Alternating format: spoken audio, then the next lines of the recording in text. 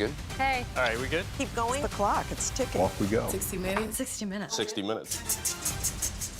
It's time for 60 Minutes, Sundays on CBS.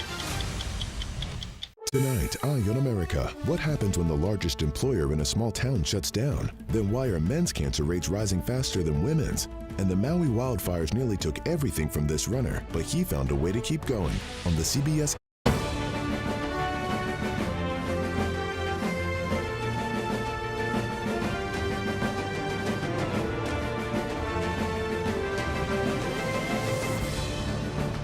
I'd love to see a child tax credit that's $5,000 per child, but you, of course, have to work with Congress to see how possible and viable that is. We've raised concerns that Iranian cyber actors have been seeking to influence elections around the world. And my opponent has probably the highest profile of all of the squad. The voters here in this district know who Don Samuels is. Hello, I'm Caitlin Huey-Burns in Washington. Welcome to America Decides. Thanks for being with us. Vice President Kamala Harris and Governor Tim Walz's battleground state tour seems to be paying off in the polls. A New York Times Sienna poll has the Democratic ticket leading in 3 key battleground states. She has a 4-point edge in Michigan, Wisconsin, and Pennsylvania. Those are all states that Harris and Walz made stops in last week. And on the Republican side, former President Donald Trump will be looking for virtual eyes tonight. Trump is returning, at least for the moment, to do a new live interview Monday on X with its owner, Elon Musk. The platform, formerly known as Twitter, had banned the former president following the January 6th riot. His account was reinstated after Musk took over the platform in 2022. For more on all of this, Bob Costa and Weijia Jiang join us. Bob is with me here in studio, and Weijia is at the White House tonight. Thank you both for being here. Bob, I want to start with you. These poll numbers, Kamala Harris has a slight edge, but the margin of error is also 4 points in these polls. So we know this is going to be a tight race through the fall. But I'm curious what you make of this race, changing a bit. It appears, based on this recent poll, that Vice President Harris is keeping together President Biden's coalition in the industrial Midwest and some of these other battleground states, but obviously exciting Democrats who might have been on the sidelines, or some traditional Republicans or non-voters who have been so far a little bit lax when it comes to engaging with this campaign. And Weijia, I'm curious what you are hearing covering the Harris campaign, what they make of these numbers. I mean, last week you were telling us about how this is a campaign that sees themselves as the underdog. And that's exactly what the vice president said during a rally over the weekend in Las Vegas. When this poll came out, she said, let's not pay too much attention to the polls because we know it's going to be very tight until the very end. And she said again during this huge rally that we still have a lot of work to do, because the concern is that all the momentum that we are seeing will start to dwindle. And obviously, she wants to remind people that there's still plenty of time left between now and November for things to change again, which is why they're not celebrating too much these polls. But internally, sources are, of course, excited. And, they say the reason it matters to them mostly is because it validates the change on the ticket, the top of the ticket, because Biden never had this kind of lead. So I think that's the reference point that they're looking at. Not exactly just Trump, but Harris v. Biden, showing that she is doing better than he ever was. Yeah, and it's interesting, too, because the Trump campaign told us last week that their own internal numbers show that Kamala Harris has consolidated the Democratic base and has been successful in rallying the base. And so that's a significant movement. Bob, you, Weijia, and I have all covered Donald Trump for a long time, and we know that Twitter, now known as X, is so a part of him. The idea that he is returning tonight to do this interview with Elon Musk on X, what does that say to you about kind of where this campaign is right now? He is going back to a social media platform that was a huge help for his campaign in 2016 when he was just starting to enter presidential politics. His tweets drove the conversation in 2015 and 2016, helped him win the White House in the sense of providing him with his ability to, as he once told me, dive into the news cycle, to just kind of see what's happening, weigh in on it, offer commentary. And he's built his own Truth Social platform that has provided him with an ability to have this kind of long-form space to write mini essays and posts and sometimes screeds against his opponents. But by coming back to X, he's also aligning himself a little bit more with the Elon Musk orbit, which is a certain kind of conservative tilting person who's very plugged in with Silicon Valley technology and often Republican politics. Yeah, and Weege, I know you covered the Trump White House, so I know those late-night tweets were part and parcel of everything you had to deal with covering the White House. But I also want to ask you about Harris and some policies she's been introducing. Because at a rally over the weekend, she said that her administration would get rid of tax on tips for service workers. I know today you asked the White House press secretary, Karine Jean-Pierre, about this. Of course, this was something that Trump announced that he would do a couple of months ago. What did she say? What did the White House say? So the reason we are pressing on this, Caitlin, is because this is one of the first policy proposals that we have heard from Vice President Harris, along with raising minimum wage. As you mentioned, she says that she supports eliminating taxes on tips, which in Las Vegas, where she made this announcement, is a huge deal for the people who work in the service industry, in the restaurant industry. But as you mentioned, this is an idea that Trump rolled out in June, and he accused Harris of stealing it from her. In fact, he wrote on X, as Robert was just mentioning, about how she copied his idea. So we were trying to drill down on whether that was true or whether this was an organic idea of hers, something that she and President Biden have discussed before. So here's what she had to say. Obviously, it's a new idea. I'm just saying that we support it, but we have been doing the work, right, for hardworking Americans to lower cost. And that is something you're going to see that on Thursday with both the president and the vice president when they make an announcement on other ways or other additional ways to lower cost. So before that, there were several other attempts to just try to get some clarity about whether this is an idea that the Biden-Harris administration had ever considered in the past 3.5 years. And you heard her say there that it's, in fact, a new idea. And the reason, again, why this matters is because we have heard very few ideas at all from the vice president about her plans to, increase, to help the U.S. economy. Yeah, and we'll see if more rolls out over the next few days before the Democratic National Convention. Bob, meanwhile, J.D. Vance has been doing a lot of interviews, and he actually advocated for a policy that is more in line with what Democrats have proposed. Let's take a listen. I think one of the things you can do is make it bigger per child. I think we'd love to see it at a higher dollar value. And again, President Trump and I have proposed that. I mean, look, I'd love to see a child tax credit that's $5,000 per child, but you, of course, have to work with Congress to see how possible and viable that is. He's talking about a child tax credit. And again, all of these policies, we'll see whether a Congress can pass them. But what do you make of that? And also the idea that J.D. Vance was on all the Sunday shows this weekend trying to make a point. It's a new point, but actually an old point from Senator J.D. Vance. He is wading into a debate inside the Republican Party about tax policy that's been going on for a long time. In fact, the first time I ever encountered J.D. Vance was he was a writer getting his kind of sea legs as a commentator over a decade ago, writing in conservative publications. And at that time, there was a debate over the child tax credit in the briefest possible terms. People like the Wall Street Journal editorial page, the editors there, oppose child tax credit on an ideological ground. They say that providing all of these tax credits crowds up tax policy, that tax policy should be clean cut, it should be rate driven, and should not be about credits for this group, credits for that group, because that, in their view, on a conservative movement level, leads to tax policy that's favorable towards certain constituencies rather than having a wholesale effect on the economy that's broader in how it's enacted by Congress and how it's interpreted and understood by taxpayers. Vance, though, is part of this group of conservatives who say we do need to encourage social policy and traditional family values as they see it through tax policy. So it's a melding of economic policy with social and ideological positioning that has really created a debate that's been over a decade plus in the conservative movement. Vance is definitely aligned was saying the only way for the Republican Party to expand its coalition is to bring in new families who might not have a political tilt toward the Republican Party. A tax credit's a way to kind of provide them an impetus to come in.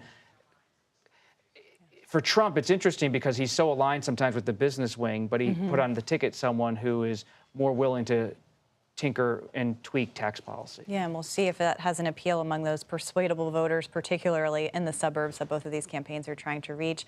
A lot of policy discussion on this politics show, so we were glad to have both of you, Bob Costa and Weijia Jiang, to break it all down for us. Thank you so much. And a quick programming note, just next week, we'll be join us for a new show starting 5 p.m. Eastern for a special America Decides coverage of the Democratic National Convention live from Chicago. And a lot has changed since Trump was last on Twitter, that platform with a new name and a new outspoken owner. A look at what we can expect from Elon Musk's one-on-one interview with the former president. You're streaming America Decides.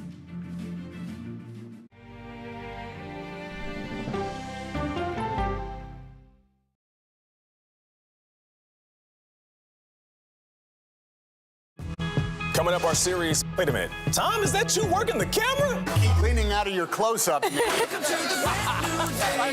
Your morning routine just got better. CBS Mornings, weekdays at 7.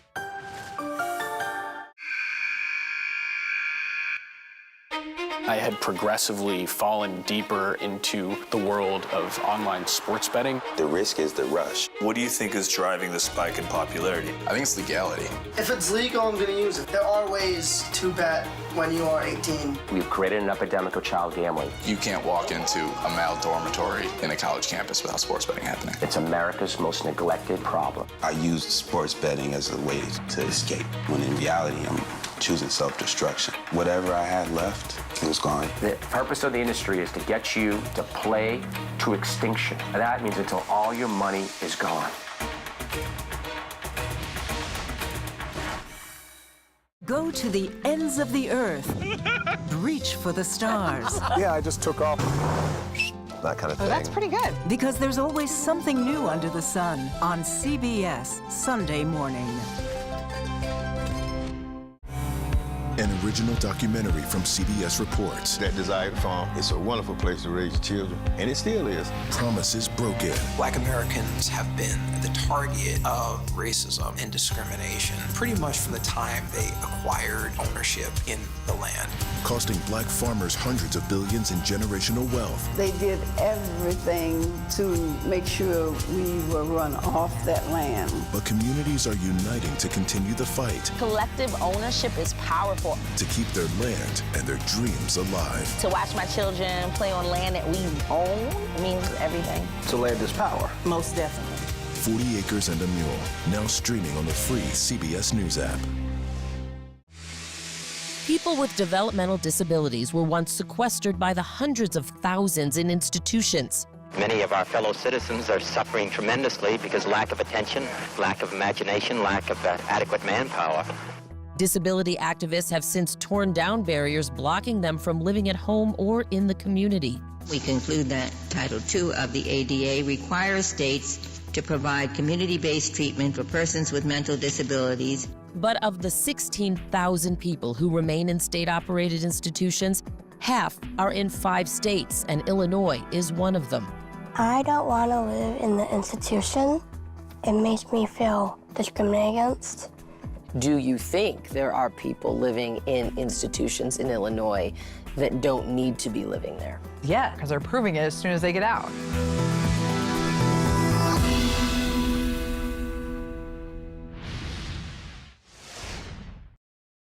Uh-oh. And while Democrats drive the headlines, former President Donald Trump has been unusually quiet on the campaign trail for the second week in a row. He has just one rally scheduled, but tonight He will speak with Elon Musk live on X. And here to talk more about that is Meredith McGraw. She's a national political correspondent at Politico and the author of Trump in Exile, an all-access account from behind the scenes at Mar-a-Lago as former President Donald Trump regrouped after his election defeat. Meredith, great to see you. Congratulations on the book. We have it here. Thank you so much. I know you have been covering Trump for a very long time. And I know you talk a little bit about this in the book, but it's interesting that he is returning to Twitter, now known as X, tonight to do this interview. And I'm wondering if you could kind of take us through what this platform means to Donald Trump and what you make of him doing this interview tonight on X. Yeah, well, you know, when this book starts, it's right after January 6th. It's January 20th when Biden is being inaugurated on Capitol Hill and Donald Trump is flying down to Palm Beach. And it was really a low point for him. He had been banned from Twitter. He was off Facebook. His social media platforms were so critical to him and his political capacity to speak to his supporters and get his message out, for better or for worse. There were a lot of advisors who were, frankly glad that he didn't have that platform because it could get him into a lot of hot water. But, social media has been so essential for Trump. And one of the things that I go into in depth in this book is his creation of Truth Social. And he really felt burned by being pushed off those platforms and wanted to create his own kind of media empire. And so I sort of take readers behind the scenes on to how that was created, some of the pitfalls, the backstabbing, some of the drama behind the scenes too, as he built out that platform. But it really is interesting that he's doing this interview with Elon Musk on X tonight and that he has started posting again. He has 88 million followers on Twitter. It is a huge platform for him. And there has been some encouragement from people on the right who say he should be communicating more there and not on Truth Social, where he has a much smaller audience. That's interesting. Yeah, we always used to say not everyone is on Twitter, so not everyone is on Twitter isn't real life, social. right? Yeah. So that's fascinating. Meredith, I was thinking a lot about this book because it does feel like Trump is in a vulnerable position right now. We were just talking about the polls that have come out. The Trump campaign is saying that this is a honeymoon period for Kamala Harris. They believe that the polls will kind of settle down a little bit. But it is striking that he has been in this position where, this whole campaign, he had been planning to run against Biden. You and I covered the Republican National Convention. They seemed, at a high. 3-ish weeks later, they're in a very different position. And I'm wondering, everything that you've reported in during that time of Trump in exile, if you're seeing any kind of similarities to what he's experiencing now. Well, if you just think about the total 180 that the campaign seems to have taken in just the past few weeks, from the RNC, from that moment where he survived an assassination attempt. He saw the party rally around him once again, and Milwaukee was this moment of confidence for Trump and the party, especially with them thinking that they were going to be running against President Biden. And that was always what Trump believed would be the case when he was thinking about running again in 2024.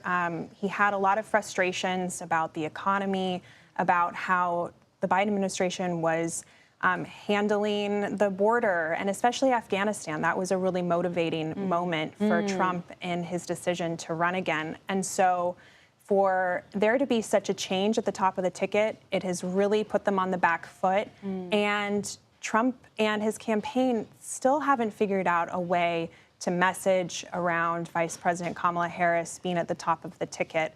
And I think they're looking at the polling that has Trump, down in some cases in some states, and that hasn't been the case for much of the campaign. And so once again, they're at a moment where they're going to have to recalibrate and really figure out what their message is moving forward.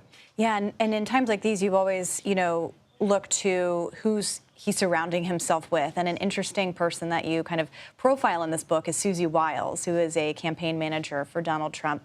Can you tell us a little bit more about her? I mean, she's not kind of out there in the way that his co-campaign chair, Chris LaCivita, is. She's much more reserved, but you cover kind of how she came up in politics. Yeah. Susie Wiles really has been a critical force in Donald Trump's political comeback. I have a scene in there where back in February of 2021, when Trump was surrounded by very few people, she came to Mar-a-Lago and they had dinner, and Trump was asking her questions about how they won Florida. And she had been in charge of Florida for the campaign, and she walked him through all of the data. And she's been known to be very meticulous in how she, takes notes and, thinks about things. And she walked him through all of that. And just a few weeks later, Trump asked if she would come back on and if she would take over his operation and look at things like the fundraising, their political operation. And then since then, she's been really key to everything from the 2022 midterms, which of course were a mixed bag and criticized, and his 2024 announcement, but through the primaries and his takedown of DeSantis and, up until this moment. And she's been credited, along with Chris LaCivita, as giving a more professional, or giving Trump a more professional operation. They're longtime Republican operatives. But I think what's key to remember is there's the people that will surround Trump, and then there's Trump himself. And so as much as people can prescribe or give advice that he needs to be more disciplined, in the end, it all comes down to Trump. Yeah, and I think last week was kind of a perfect example of this, where the campaign was saying, look, we want to focus on the economy, the border, Kamala Harris's record, and Trump gave a press conference when he talked about a lot of different things. And he's also been, going after former rivals, Brian Kemp, for example, at a recent rally. And I'm curious, in all of your reporting covering him over the years, I mean, you kind of made this point, but at the end of the day, Trump is Trump and is not going to change. Yeah, and that's one of the reasons why his base of supporters like him, and it's one of the reasons why there still are a lot of Republicans who are reluctant to get behind him and vote for him. And, he is going to say whatever is on his mind, but, you bring up his rivalry with Governor Kemp. Georgia is going to be a really critical state in the upcoming election. We've seen how polling there has tightened. And when he was at a rally in Atlanta, the headlines afterwards weren't about his message to Georgia voters. They were all about his rivalry with Governor Kemp. So I think these moments where Donald Trump inserts himself and inserts his grievances or gripes or rivalries with people, it's going to continue to maybe give the campaign the headlines they probably don't want. Well, we will, everyone should read this book to kind of understand this moment and moving forward as we cover this campaign. Meredith McGraw, thank you so much, and congratulations on the book. And we'll see you out on the campaign trail soon. Thanks, Caitlin.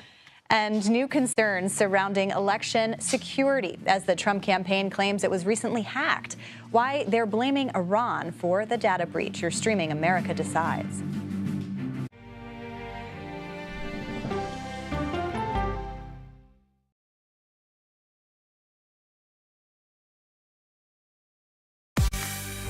On our places, bright, shiny faces. When you wake up in the morning, we want to be your go-to team. Nate has one of the quickest minds I've ever seen. Tony has a way of making people feel comfortable. Gail has this unbelievable knack to ask the question that you're asking at home. I've been told I could talk to a tree, and that's pretty much true.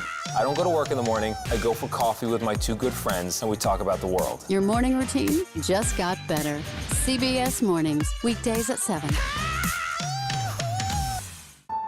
It didn't seem like anything could happen, because nothing ever happens in East Palestine, but it did. Authorities released toxic fumes from 5 derailed train cars.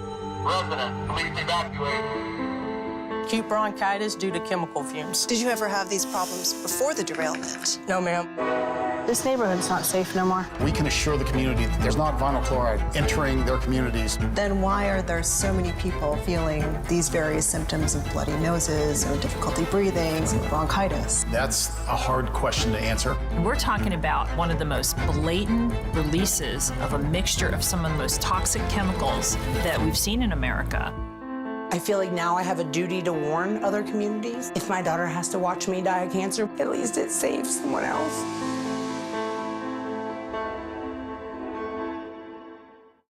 This case. It's like a screenplay, something straight out of Hollywood. But it's not fiction. It's 48 hours. Human remains found this week. 4 families shattered. There's no physical evidence. The mystery would haunt investigators for years. There's some questions that have to be asked and need to be answered. Like a John Grisham novel. A gripping true crime original. 48 hours. Now streaming on the free CBS News app. Stories that inform. You can be really old at 60, and you can be really young at 85. Inspire. How do we unlock the power within ourselves to be who we want to be? And brighten your day. The best part of fame is making people feel good. Always send the people home happy. Make every day a little more like Sunday morning. Here comes the sun. Stream now on the free CBS News app.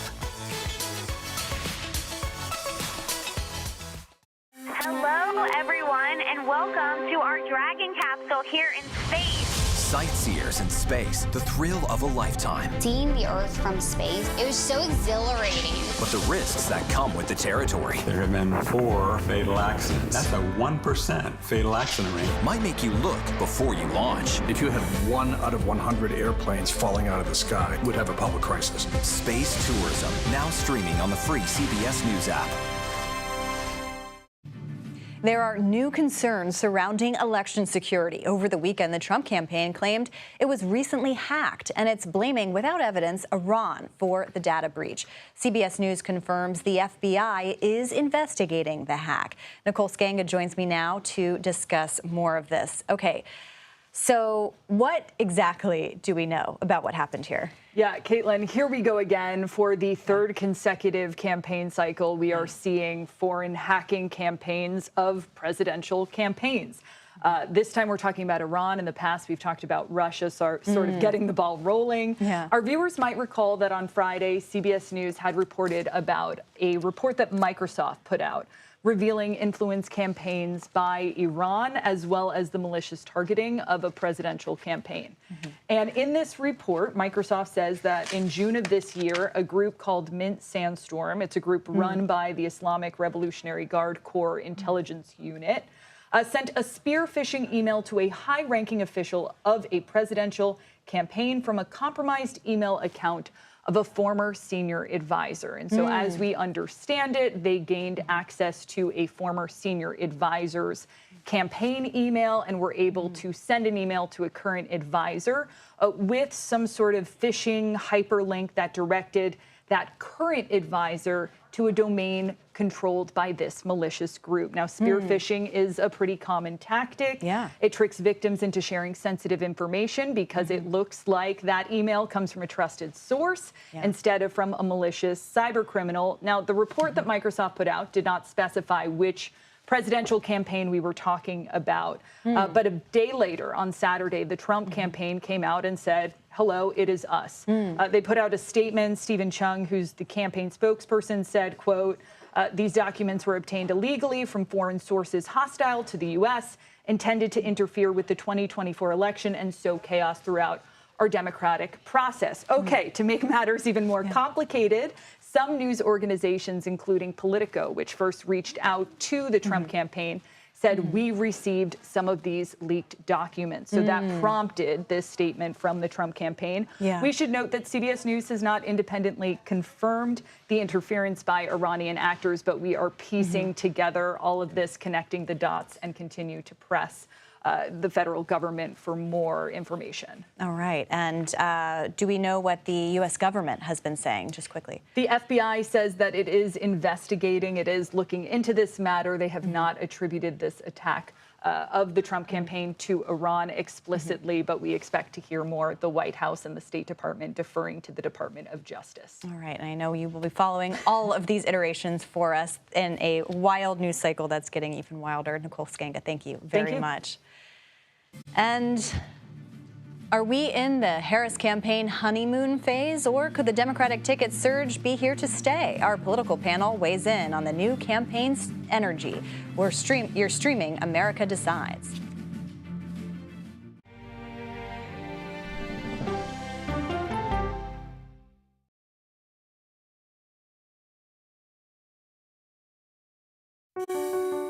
Washington is the seat of power. National security, foreign policy, global economics, every story comes through Washington in some way. We bring some of the most powerful voices in America to the table. We don't just ask the questions, you have to go deeper. We try to understand what's at the heart of the issue we're talking about, to then come forward with solutions. Face the Nation on CBS. The justices ruled that Harvard and the University of North Carolina violated the Constitution. In the aftermath of the Supreme Court decision to end affirmative action in college admissions, uncertainty sets in for some students of color. Affirmative action really gave us an equal opportunity. CBS Reports explores the historic decision and what it means for those chasing an opportunity to change their lives. I knew that college was the ticket to break this cycle. The end of affirmative action, now streaming on the free CBS News app.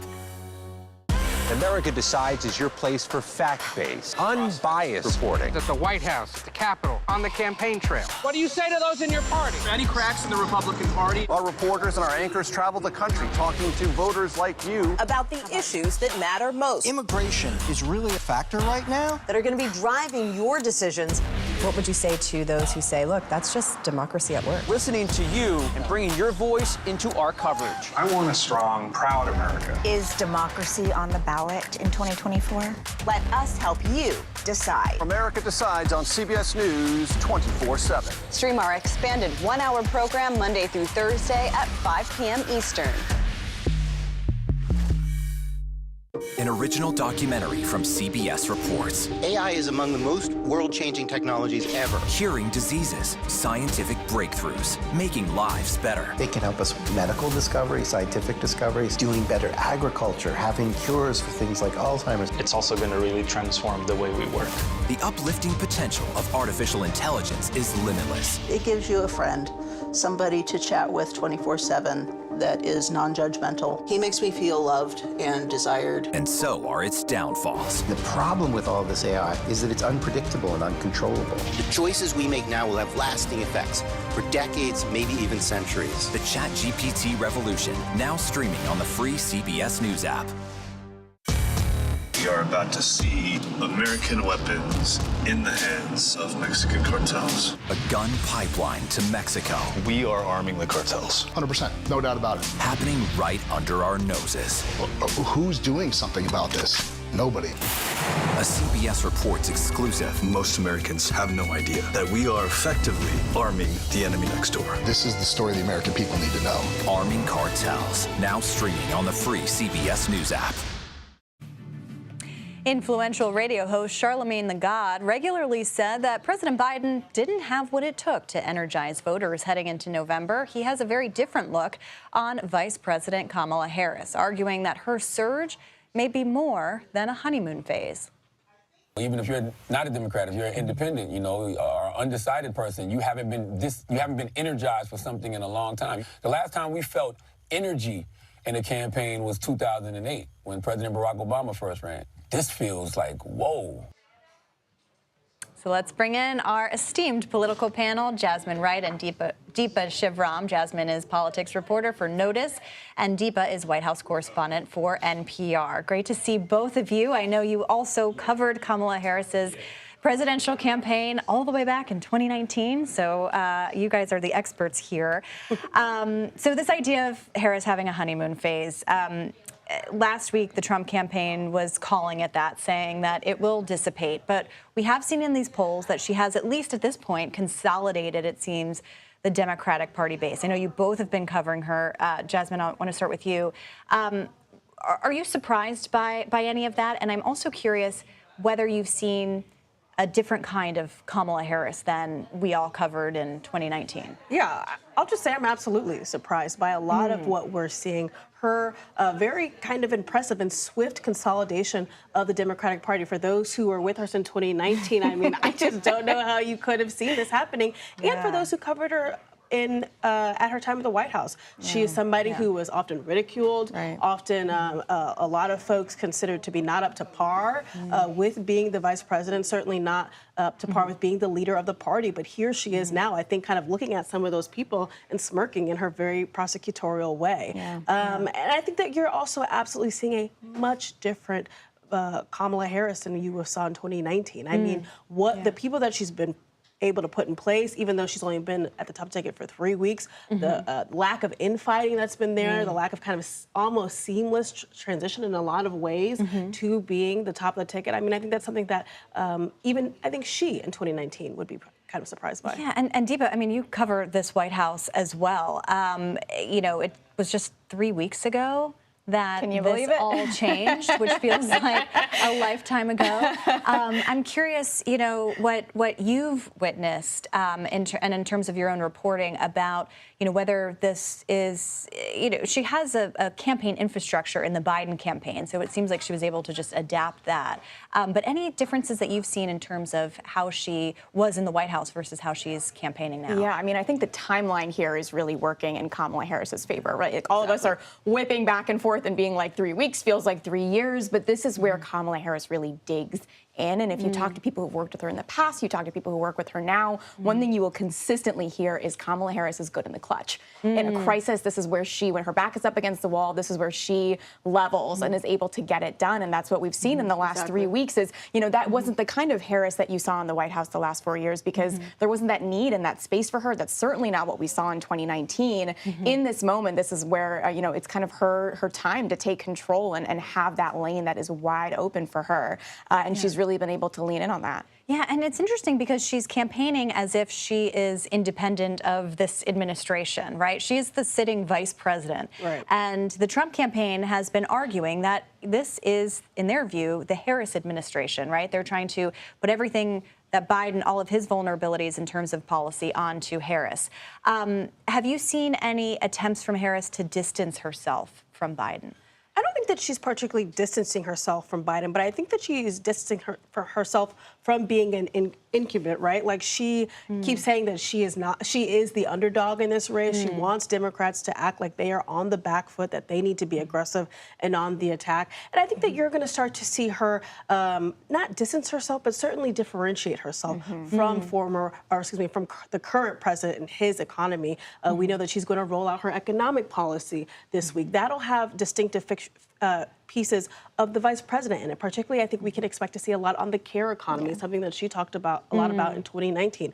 We've seen her come out kind of bullish on immigration, knowing that that is a sore spot for her, knowing that's something that Republicans are going to continue to attack on her. So I think you're going to see small little differences, but not necessarily distance from this administration. And it's also like she's bringing herself and her own experiences into it, right? Which are just notably different than the way someone like Joe Biden grew up, someone that's very different than the way Donald Trump goes about looking at things. And so you're seeing maybe not the policy and the legislation proposals looking hugely different than what you know Joe Biden would put forward, but her touch on it and her perspective on it and her language on it is going to be a little different. Because for a lot of people, it sounds different. I think that's one thing when you talk to people, both close to the vice president, people who are also just hearing the vice president, that even if her and President Joe Biden could say the same thing, it would sound differently coming from her. And I think that that's what you're going to see in the next few weeks. I mean, one of the issues that I'm thinking about is the issue of abortion, right? Exactly. I mean, this was a word that President Biden doesn't like to say. He talks about reproductive rights, but doesn't actually say the word.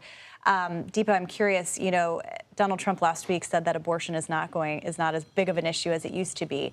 But how does she bring this kind of more to the forefront than it was before? I mean, she talks about, this is where the prosecutor stuff really comes in hot, right? Like, and this is what's so weird, I think, for Jasmine and I, that this was something that she tried to argue with in 2019, and it didn't really, you know, go with voters. And now it's really where people are saying, I want the prosecutor to take down someone like Donald Trump. And the issue of abortion is where that really, really comes in front and center. And again, going back to that point about her own experiences, one thing you hear the VP talking about again and again is her friend from high school, who she says was being molested by her stepdad, and then went to come and live with Kamala Harris and her family. And so Kamala Harris talks about how that was like this big moment for her to go and fight for women, to go and fight for children, and fight for families, and protecting themselves and making their own decisions about their own body. So she's bringing a perspective here that we certainly didn't get with Joe Biden, and you wouldn't really be hearing, quite frankly, from any male politician.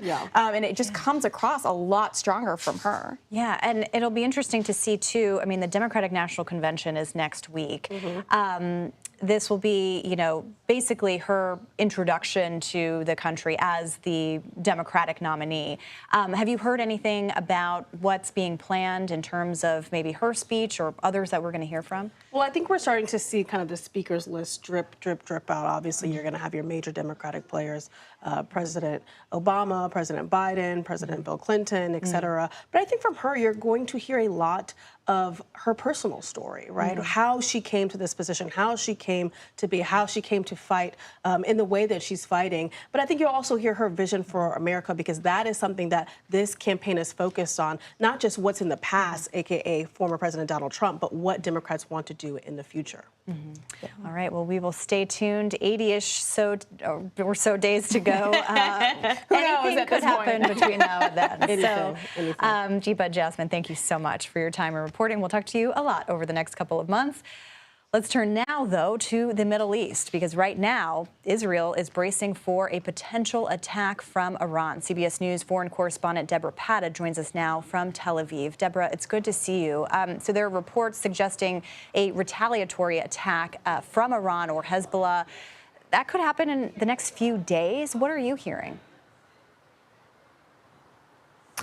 Well, Caitlin, this region has essentially been on high alert for nearly 2 weeks since Hamas leader Ismail Haniyeh was assassinated in Tehran. We've heard constant threats from senior Iranian political or military officials vowing to punish Israel. There have been a series of military exercises conducted by the Iranian Revolutionary Guard.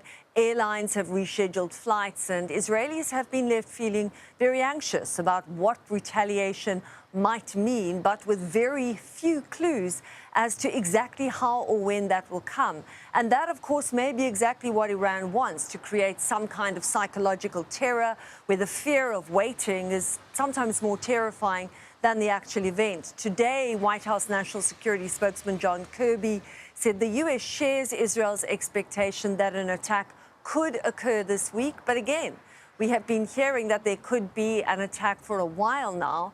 And U.S. officials have also told CBS News that a limited attack from both Hezbollah and Iran could come with little to no warning. Caitlin?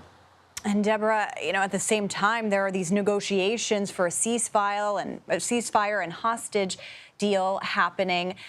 What is the latest with those negotiations?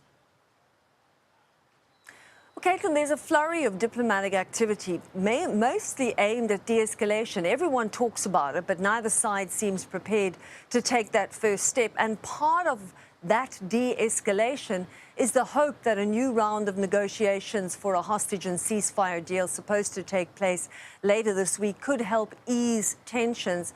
But it's more than 10 months into this war, I should point out. And apart from the release of some hostages in November last year, there has been no progress in this regard. Hamas wants to only talk about the deal that was on the table in July, put forward by President Biden, which they say they agreed to. Prime Minister Benjamin Netanyahu added 2 more conditions to the deal, which were not agreed to in July. And the hostage families who have agonized, waited, marched, campaigned, pleaded for the release of their loved ones in Gaza are still really no closer to bringing them back home as things stand right now. So until there is an actual deal that is signed by both parties and we see hostages being released, we have to assume that things remain the status quo. All right, well, Deborah Pata, we always all follow your great reporting, and we thank you so much for bringing it to us.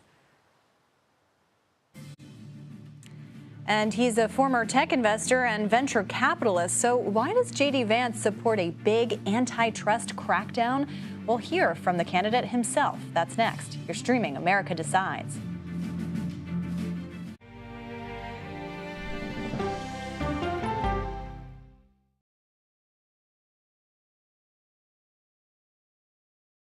Go to the ends of the earth. Right now. We got something crazy.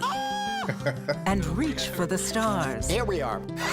Time. Yes, it's my comeback. Hey, this is pretty fun. But wait, there's more. Experience thought-provoking. Welcome to the idea of being a human being. Innovative and truly original reporting. Look through a telescope and go, wow. Because there's always something new under the sun on CBS Sunday morning. At this moment, terrorists could be plotting another attack. 9/11 triggered a counter-terrorist system that included a secret database. This person needs a closer look. A growing list of nearly 2 million people, including some Americans who say they're innocent. For 1 hour flight, I have to spend 6 hours to go and come back. CBS Reports explores the system, the people responsible for it, and those pushing for change. I'm not fighting against them. I'm fighting for them to do the right thing. The Watch List, now streaming on the free CBS News app. Don't miss true crime anytime you want, anywhere you go. With the 48 Hours podcast. Real crimes, real lives, real justice. There's some questions that have to be asked and need to be answered. Listen to 48 Hours on Apple Podcasts. An original documentary from CBS Reports. Imagine yourself in Manhattan with no police, no army, no mayor. The people of Haiti stare down poverty, corruption, natural disasters, and violence. 90% of the guns that are used by gangs in Haiti are American guns. But with an unbreakable spirit and eternal optimism. There are days where I cry, but we can't be discouraged. We still believe in Haiti. They're still able to look ahead with hope. Haiti is on the brink of transformation, a radical shift. Haitians are coming together and saying things must change. Fighting for Haiti, now streaming on the free CBS News app. Hey there, welcome to The Uplift. I thought she was a groom, and I stepped back and I went, oh, you're the queen. She's going to be with me every instant that I'm alive. I just wanted to see if you'd go to Disneyland with me today. I look over at him and he's smiling. I'm going to remember that the rest of my life. They told us when he was going to be born, he was only going to live for 30 minutes. It's really a miracle that he's with us today. The Uplift. Stream now on the free CBS News app. When you wake up in the morning, we want to be your go-to team. On our places, bright, shiny faces. I don't go to work in the morning. I go for coffee with my 2 good friends, and we talk about the world. Your morning routine just got better. CBS Mornings. A CBS News investigation. People looking for love, finding their life savings gone. This could happen to anybody. And sometimes losing their lives. Anything for love. Now streaming on the free CBS News app. Well, it's been a tough summer of primaries for the progressive House members who call themselves the Squad. And tomorrow, another is facing a challenge at the ballot box. This time, it's Minnesota's Ilhan Omar. Our Nicole Killian spoke to her challenger, Don Samuels, and she joins us now. Nicole, good to see you. So you spoke to Omar's opponent. How does he feel about this primary that will happen tomorrow? Yeah, well, keep in mind, Caitlin, this is a rematch. He squared off against Ilhan Omar back in 2022 and narrowly almost beat her, but fell shy of about 2,500 votes. So that being said, he feels like he has another shot to try again to potentially unseat her, although for the most part she has largely outspent him. And contrary to other squad fights that we have seen, for instance, in the case of Jamal Bowman, who was defeated earlier this summer, and Cori Bush, who was defeated last week, we saw millions of dollars being poured into both of those races, primarily from a number of pro-Israeli groups and PACs like United Democracy Project. That is not the case in this race. And I asked Samuels about why that money may not be a factor in his race this time around. Take a listen. why don't you think you're getting those same dollars?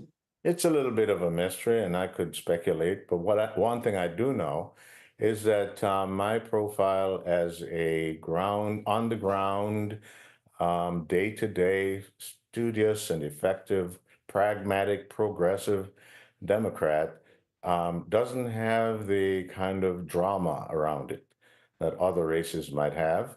And my opponent has probably the highest profile of all of the squad. So she seems to be impervious and unbeatable, and that kind of has been sold as a truth to the funding community and the national community. But the voters here in this district know who Don Samuels is. And the Minnesota Congressman Ilhan Omar countered by saying that she is feeling very excited about her chances to win on Tuesday. In Minnesota, we believe in the power of organizing for our progressive values. That is why I'm fighting for the values of the fifth district. So Congresswoman Omar also feeling relatively confident going into this race that she can win another term despite what happened to some of her other fellow squad colleagues earlier this summer. Caitlin. Yeah, we'll see if she can break that losing streak that we've seen over the past couple of weeks. Nicole Killian, great interview. Thank you so much for bringing it to us. And J.D. Vance made his mark across the Sunday shows this past weekend, looking to go after the Harris-Walz ticket. While speaking to our Margaret Brennan, they discussed a matter that he and the current administration can agree on: antitrust reform. You're one of the few Republican supporters of antitrust reform. Yeah. Which has actually been a cause the Biden administration, the Biden-Harris administration, has taken up here, trying to block mergers and ramp up antitrust. You said of FTC Commissioner Lina Khan, she's done a pretty good job. Yeah. What do you mean by that? If you're in office, you're going to go after trying to break up Google, trying to break up Microsoft. What does that mean? Well, look, I don't agree with Lina Khan on every issue, to be clear, but I think that she's been very smart about trying to go after some of these big tech companies that monopolize what we're allowed to say in our own country. I don't want a billionaire. Like which companies? I don't want Google or a billionaire that controls Google that's in bed with China to be able to censor American information, and that's exactly what they've done. I think these companies are too big, too powerful. Immediately, and he's a huge supporter of your movement. But he does not censor. And he does so much business with China. One, he does not censor, and two, he does not have a monopoly over free speech in a way that Google has a much, much bigger company, a much more powerful control. And by the way, the presidency that started the antitrust lawsuit against Google was Donald J. Trump's presidency, right? So in a lot of ways, President Trump and I look at this in the same way. We want good wages for American workers. We want Americans to be able to speak their own mind in their own country. And sometimes that means you've got to take on those monopolies. President Trump already did it, and I think he'll do it again if we give him another chance. It just stands out as interesting to me because you courted so much money effectively for the campaign from Silicon Valley and from so many of these Not from Google and Facebook, Margaret. I think there's a big difference between big tech and little tech, right? A lot of these companies are upstarts. They're trying to build a cool product. They're trying to take on the Googles and Facebooks of the world. Google and Facebook are not giving me a whole lot of money because they don't like me, because I believe that Americans ought to be able to speak their own mind in their own country. And I think these companies are too big. We ought to take the Teddy Roosevelt approach to some of them, break them up, don't let them control what people are allowed to say. So yes, the big tech companies don't like me. The little tech companies, people I think who are trying to do something important to take on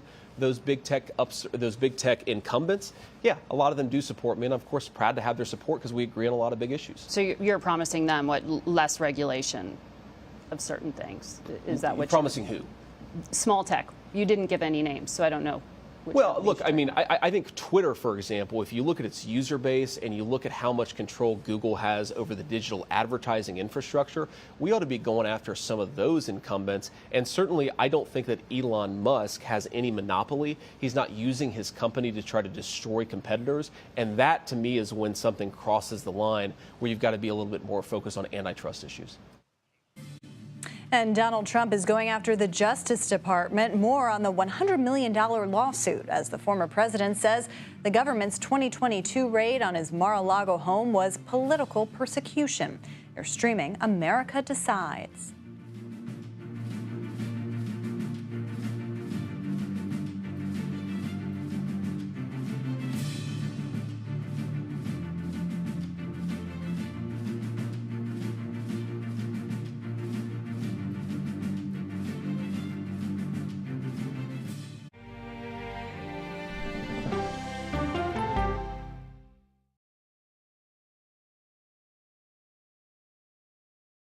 Okay, so let's just start at the beginning. Well, let me start with this. What is at stake here? What is the answer then? Do you know why? You want me to just keep going? Is that a good thing or a bad thing? Were there death threats? How is this possible? What's wrong with that argument? Are you saying they lied? Have you told the government that? Why won't you say the word crisis? You're not answering my question. This really Is that scary? Does that make sense? What do you mean? What does that mean in Did any of that make sense?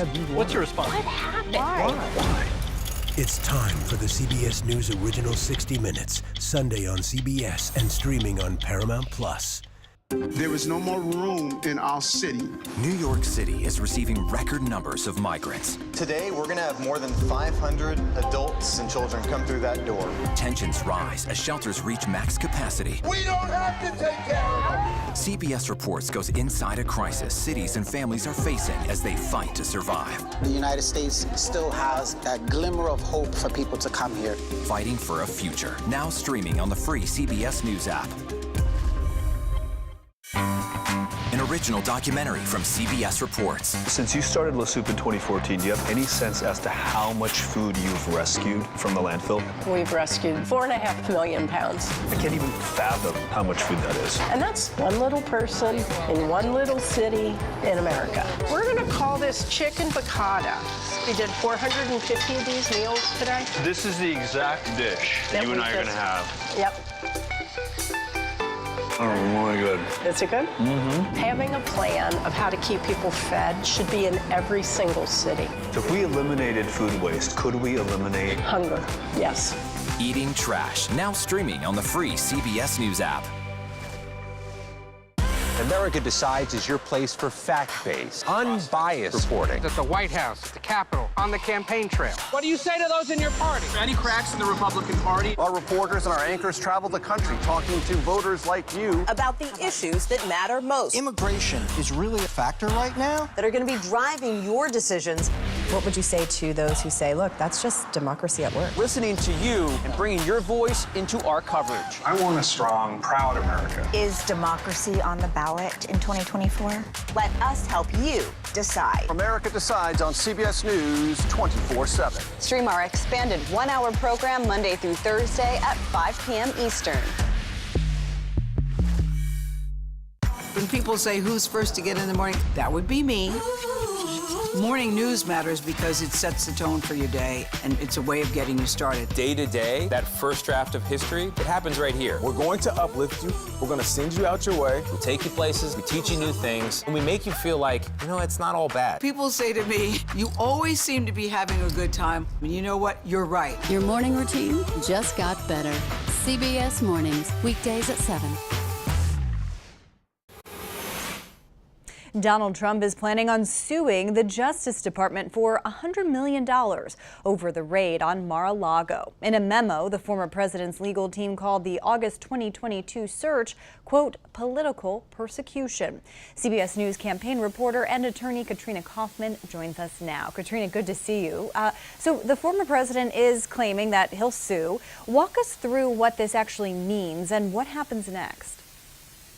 Hi, Caitlin. So essentially, this is just notice to the Department of Justice that Trump has to provide. It's not the actual lawsuit yet. And the DOJ will have 6 months to respond to this. But this is also a very unusual move. And I feel like I'm always saying this with Trump's legal stuff, but it's really unprecedented because you don't normally see this type of claim outside of a case. Usually within the criminal case itself, you would see this litigated. And in fact, it was being discussed at the final hearings for the Florida classified documents case before it was dismissed. They had a hearing on this very issue of the defense claiming that the search warrant was unconstitutional, that there were issues with it. And even now, after the case has been dismissed, they're still bringing this up, and they now want to move forward with a civil lawsuit, they're saying. And Katrina, what major arguments is Trump's legal team making here? Trump is saying that the Mar-a-Lago search was an invasion of his privacy. It's called intrusion of seclusion. He's also saying that this is just malicious prosecution, that there was no probable cause here. The search never should have taken place. And it is important to note, though, that this was a search that was approved by a federal judge. They discussed, they coordinated the timing with Trump's team, so they were well aware of the fact that this was going to happen. However, some of the sources I've been talking to today really say that they see this as a frivolous lawsuit, as a publicity stunt, something that Trump might not actually ultimately move forward with because it would leave him vulnerable to discovery, to a deposition, but it allows him to continue this narrative of being persecuted by these prosecutions.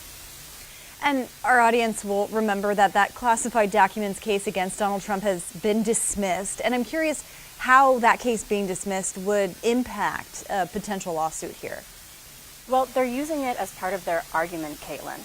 They say the fact that it was dismissed shows that this was a malicious lawsuit, that it never should have happened. They say that the Department of Justice actually should have foreseen that Trump would be found immune by the Supreme Court for his official acts, and ultimately they're asking for $100 million in punitive damages, but also for $15 million in compensatory damages to recoup all of these legal fees related to the Florida case. Interesting to keep an eye on another legal development, and for that we're grateful for your reporting. Katrina Kaufman, thank you. And Los Angeles Mayor Karen Bass has made history at the closing ceremony of the Paris Olympics.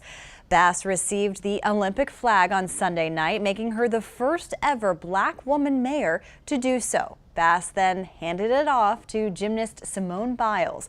However, Tom Cruise ended up stealing the show. The Mission Impossible actor ziplined onto the field from the top of the Stade de France and carried the flag out of the stadium on a motorcycle to begin its journey to Los Angeles for the 2028 Olympic Games. Well, that does it for us today. We'll be back with another edition of America Decides tomorrow at 5 p.m. Eastern. The Daily Report with John Dickerson starts right now.